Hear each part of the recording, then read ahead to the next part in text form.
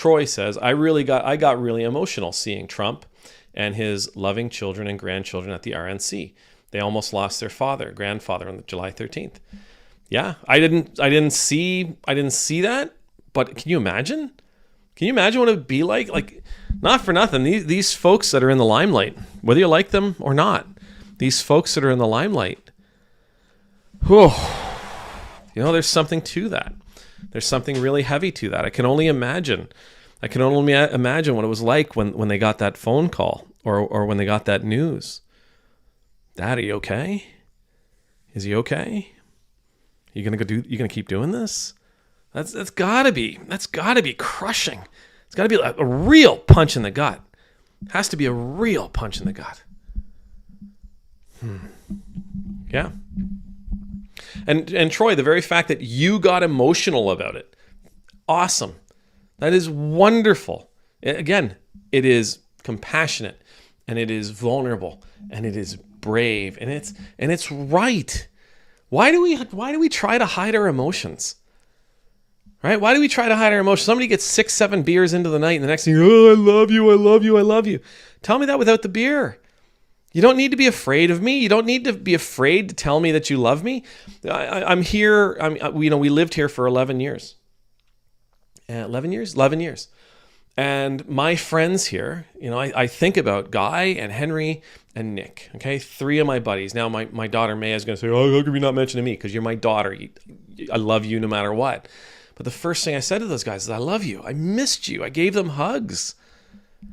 I am so done with tough. I am so done with strong or what we think is strong. No. That's it. I want love. I want to share love. I want to receive love.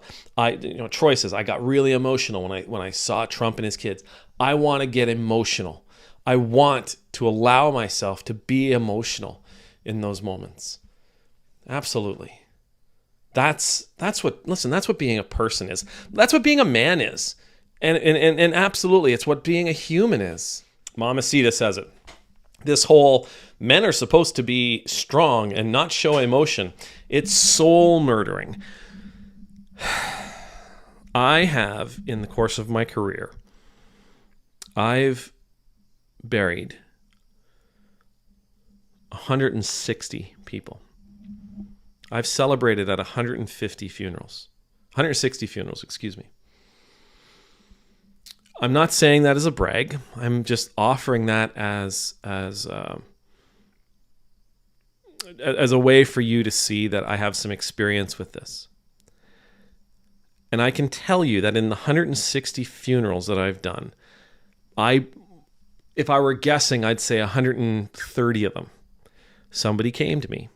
Burying dad, the mom came to me. Burying mom, the dad came to me. Burying, mom, well, maybe one of the with dad's already gone, one of the siblings came to me. But everyone, invariably, somebody comes up to me and they say, I got to be strong for the family.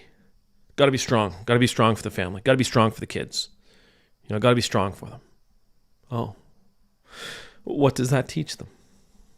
And I'll ask them, what do you think that teaches them? Well, that you got to be strong.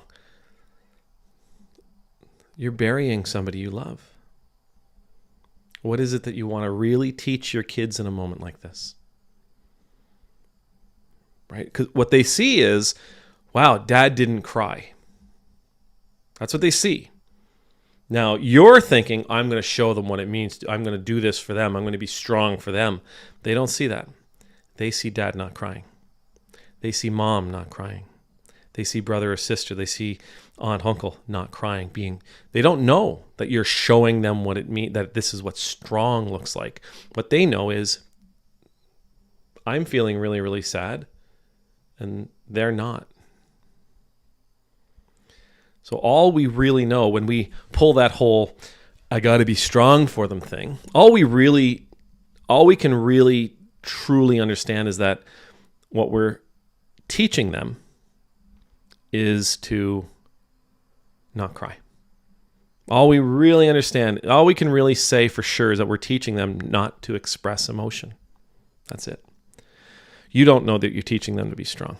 As a matter of fact, I would go so far as to say in those moments, you're actually not teaching them the lesson that's going to be needed in life.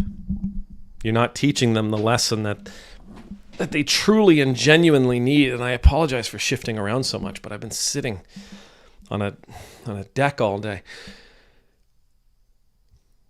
In those moments, you want to teach them how to be strong. You want to teach them how to be there for their family.